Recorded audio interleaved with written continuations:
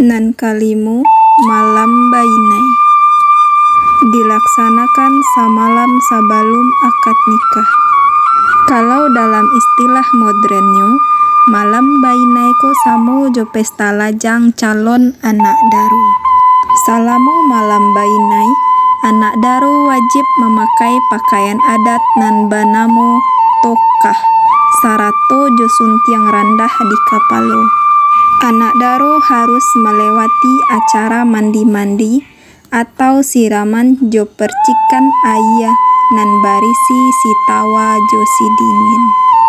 Selanjutnya, anak daru dituntun berjalan melewati kain jajakan kuning sambil berjalan menuju pelaminan.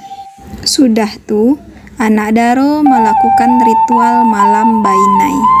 Daun pacar merah atau inai dipakaikan ke kuku-kuku anak daru oleh dunsana-dunsana padusinya.